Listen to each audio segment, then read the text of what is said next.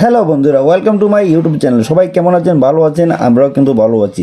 তো আজকে আমরা যে প্রোগ্রামটা যাব সেটা হলো সংক্রান্তি এবং সংক্রান্তি বলে। তো আমরা প্রথমে দেখেন আমাদের দোকানে মিটারে টাকা ছিল না, সেই জন্য আমরা মিটারে টাকা রিচার্জ করে নিতেছি। তারপর কিছু মাল আছে আমরা চেক করে নিয়েছি, চেক করার পর আমাদের গাড়ি অলরেডি চলে আসছে।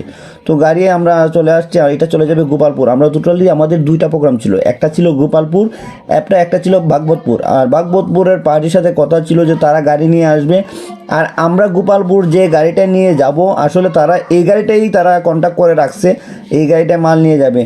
তো গাড়ি এসে বলতেছে ভাই আমার আরেকটা টিপ আছে। আর আমরা জিজ্ঞেস করলাম কোথায় যাবেন, শুনে বললেন যে বাগবতপুর। তো ভাবলাম এটা আমাদের টিপ, সমস্যা নেই। তো উনি তখন অনেকটাই খুশি হয়েছে, কারণ দুইটা টিপ সমস্যা নেই, একটু লেট হলো সমস্যা নেই। তো বলতে না বলতে আমরা কিন্তু অনেকটাই মাটির রাস্তা, নদীর পাড় দিয়ে আস্তে আস্তে করে গাড়ি নিয়ে, রাস্তা অনেকটাই খারাপ। তো আস্তে আস্তে করে আমরা চলে আসলাম গোপালপুর। এসে দেখা যায় এখানে ছোটো বাচ্চারাও বেড়াঘর করতেছে তারা, এবং আমরা কিন্তু যে জায়গায় অনুষ্ঠানে যাব সেই জায়গায় গাড়িটা ঢুকাতে হবে, সেই জন্য তারা কিছু বেড়া টুকটাক বাঁশ ছিল সেটা ভেঙে দিল, যাতে গাড়িটা সহজেই আপনার যে জায়গায় অনুষ্ঠান হবে সেই জায়গায় গাড়িটা যেতে পারে, সেই জন্য। আর সাধারণত আমাদের হবিগঞ্জ জেলায় কিংবা অন্যান্য জায়গার কথা বলতে পারি না, আমাদের হবিগঞ্জে সাধারণত বেড়াঘর কিংবা সংক্রান্তির যে অনুষ্ঠানগুলো হয় সাধারণত এগুলো মাঠের মধ্যেই বিশেষ করে অনুষ্ঠান হয়। মাঠ কিংবা গ্রামের যে কলা থাকে, যেগুলো ধান শুকানো হয় সেগুলোর মধ্যেই অনুষ্ঠান হয়। তো অলরেডি দেখেন মাঠের মধ্যে তারা অনুষ্ঠান করবে, প্যান্ডেল করে রাখছে। প্যান্ডেল বলতে বাঁশ দিয়ে তারা ফ্রেম করে রাখছে, সেখানেই আমাদের কাজ করতে হবে। তো আস্তে আস্তে করে আমাদের প্রত্যেকটা মাল কিন্তু নামানো হচ্ছে, কারণ গাড়ি চলে যাবে আমাদের আরেকটা প্রোগ্রামে, সেখানেও মাল নিয়ে যেতে হবে। সেখানে আমার দোকানে যে স্টাফ আছে তারা নিয়ে যাবে। তো তারা দোকানে অলরেডি আসে এবং তারা মাল সেট আপ রেডি করে রাখছে। তো এখানে এসব আসার পরপরে আমরা কিন্তু চা নাস্তা খাওয়ার পরপরই আমরা কাজে লেগে গেলাম এবং আস্তে আস্তে কাজগুলো করতেছে দেখেন, কারণ আমাদেরকে সন্ধ্যার ভিতরে কাজগুলো সেট আপ করতে হবে। কাজটা করতে অনেকটাই কষ্ট হয়েছে, কারণ এখানে প্রচুর পরিমাণে খুবই রোদ ছিল, যা বলার মতো না। তার শীতের দিনেও এত রোদ না, আসলে বেশি সময় রোদ যখন শরীরে লাগে তখন এমনিতেই আসলে অনেকটাই কষ্ট হয়, যেটা আসলে আমরা জানি। যে সেই জন্য এখানে অনেকটা সময় ধরে রোদ ছিল, যার জন্য এইরকম অনেকটাই সমস্যা হচ্ছিলো, অনেকটা কষ্ট হচ্ছিলো রোদের মধ্যে।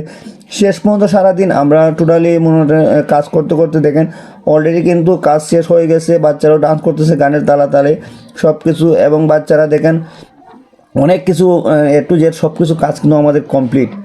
আমাদের সেট আপটা কেমন হয়েছে অবশ্যই কিন্তু আপনারা কমেন্ট করে জানাবেন। আর দেখেন গান বাজানোর সাথে সাথে বাচ্চারা গ্রাম থেকে দলে দলে চলে আসতেছে এখানে নাচার জন্য। আসলে যে কোনো অনুষ্ঠান করার আগে প্রথমেই কিন্তু বাচ্চারা খুবই আনন্দ পায় এবং ডান্স করে। আমরা যখন প্রথমে এখানে কাজ করতে যাই তখন কিন্তু অনেকগুলো বাচ্চারা ছিল যারা বসে রয়েছিল, মালগুলো খোলার পর তারা মালগুলো ধরতেছে, হাতে দিতেছে, এরকম সিচুয়েশন এরকম। তো দেখেন অলরেডি কিন্তু আমাদের এ টু জেড সেট আপ দেওয়া হয়ে গেছে সন্ধ্যার ভিতরেই, কারণ একটু পরেই সন্ধ্যা হয়ে যাবে। আর এখানে তো জানেন মাঠের মধ্যে সন্ধ্যা হয়ে গেলে কাজ করা অনেকটা কষ্ট। তো কাজ শেষ করে আমিও চলে আসবো, আসার আগে বলতেছে ভাই চলেন একটু চা নাস্তা করে আসি। তো আমরা চলে গেলাম চা নাস্তা করতে, ভাবলাম সন্ধ্যার আগে একটু চা নাস্তা করে নিই, তারপর সন্ধ্যার পরে একটু সেট আপটা দেখে আমি চলে আসবো। তো দেখেন সন্ধ্যার পর অন্ধকার হয়ে গেছে, সম্পূর্ণ অন্ধকার। আসলে এটা তো মাঠের মধ্যে, বাড়িঘরও নেই আশেপাশে, অনেকটা দূর থেকে লাইন টানতে হয়েছে।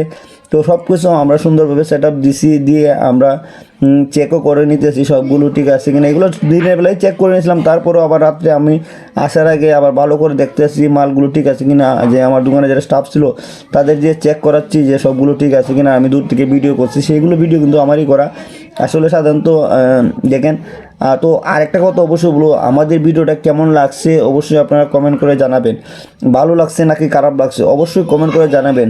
যদি কমেন্ট করেন আমাদের সাথে, তাহলে আপনারা যদি কমেন্ট করে জানান তাহলে আমরা অনেক খুশি হবো এবং আমাদের ভুল ত্রুটিগুলো ধরা পড়বে। তো সেটা পরের দিন আমি চলে আসছিলাম, তো পরের দিন চলে গেলাম মাল আনার জন্য। দেখেন কিছু মাল নামানো হয়ে গেছিলো, আর কিছু মাল আসলে পার্টি সকালে বলছিল ভাই একটু পরে নামান, সেই জন্য তারা নামায়নি। তো গাড়ি যাওয়ার পর গাড়িতে মাল তুলে আস্তে আস্তে করে বাকি যে টুকটাক মাল ছিল সেগুলো নামাইতেছে। আর দেখেন আমাদের কিন্তু দুইটা গাড়ি অলরেডি চলে আসছে, আমরা যে জায়গায় মাল নিয়ে গেছিলাম সেখান থেকেও চলে আসছে, এবং আরেকটা প্রোগ্রামের মালগুলো সেখান থেকেও কিন্তু মাল চলে আসছে। তো সবাই ভালো থাকবেন, সুস্থ থাকবেন, আবারও দেখা হবে নতুন কোনো ভিডিও নিয়ে।